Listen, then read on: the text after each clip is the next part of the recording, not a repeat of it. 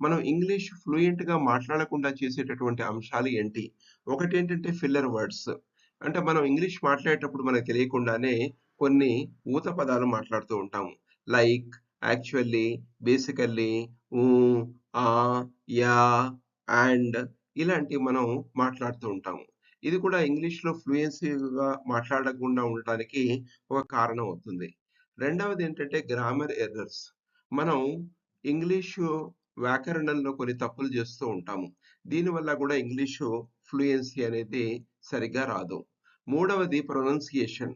అంటే మనకు ఉచ్చారణలో ఎలాంటి దోషాలున్నప్పటికీ కూడా మనం ఇంగ్లీష్ మాట్లాడుతున్నప్పుడు అది ఫ్లూయెంట్‌గా మనకు అనిపించదు. ఇంకొకటేంటంటే beginning and end of the sentence.